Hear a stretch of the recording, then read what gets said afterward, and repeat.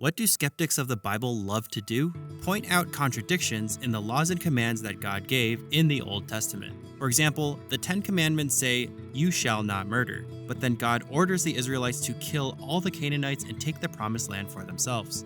Levitical law says that Jews aren't allowed to eat pork, shellfish, and many other types of animals. But then the Apostle Peter is given a revelation that it's okay to eat anything, which gets doubly confirmed by the Apostle Paul. And as we went over in our last video, God gives laws for allowing slavery, but no true Christian today believes that slavery is okay.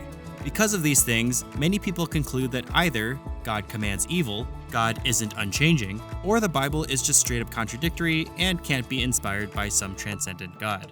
All of these things would falsify Christianity. But as you might expect me to say, none of these are true, and here's an example why.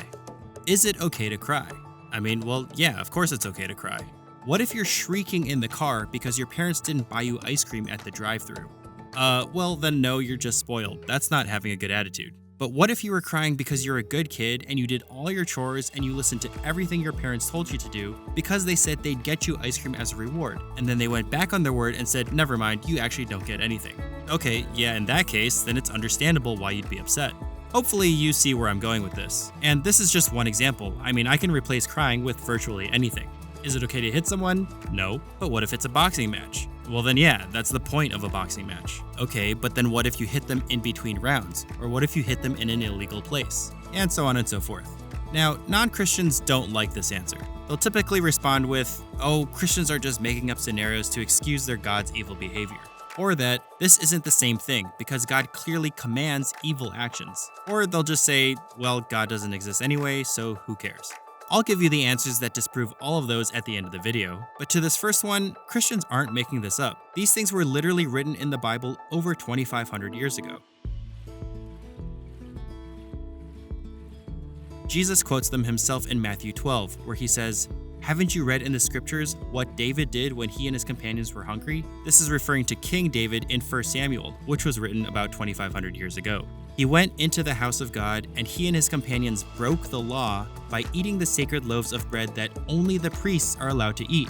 And haven't you read in the law of Moses that the priests on duty in the temple may work on the Sabbath? This was said to religious Jews that were accusing Jesus' disciples of working on the Sabbath when the Ten Commandments clearly say not to work on the Sabbath. Yet, in the Old Testament, which the religious Jews believe in, Jesus gives examples for when God allowed people to work on the Sabbath. So what's the actual point that's being made here? The point is basically that God is not a rule book.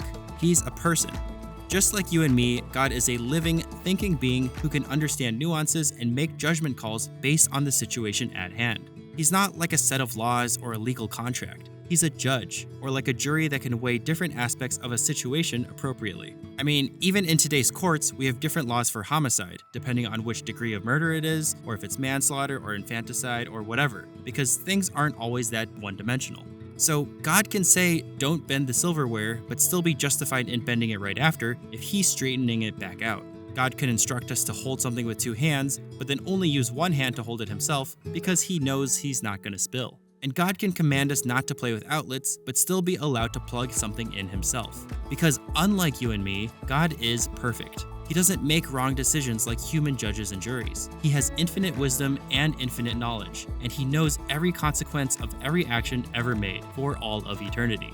So we can trust that he makes better decisions than we ever could with our very limited amount of knowledge and foresight. So what could a non-Christian say in response to this? They could say, Christians are just making stuff up to make the idea of God seem unassailable. But if this was true, then they should be able to show how this is some sort of Jedi mind trick, kind of like the "can God create a rock he can't lift" question.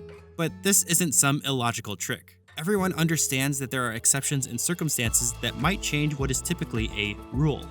That's a perfectly reasonable concept that we're all familiar with. And of course, regardless, these examples were literally written over 2,500 years ago, so this statement isn't even true. Another thing skeptics could say is, this isn't a good analogy, because God clearly commands evil actions. His commands are either immoral, incorrect, or at the very least not the same as what the skeptic would do themselves. Now, we go over this issue in this video here, but the quick summary is that there's no way we could possibly know if God is making a wrong decision, since we don't have the knowledge and foresight that he does. Thinking you could know better than an omniscient being is just plain egotistical. Oh, and also, you can't argue against God's morality if you don't have an objective standard of morality yourself, which no atheist can have, as we explain in this video. And so, to respond to that, skeptics will often say, well, none of this matters because God obviously doesn't exist. Now, this doesn't do anything to refute the point given here today, but we do answer this question in many other videos. So, these responses don't do anything to prove that God is immoral, they don't do anything to prove that God doesn't exist, they don't do anything to prove that God is contradictory in any way, and so this issue is just not a problem for Christianity at all. Thanks for watching, and God bless.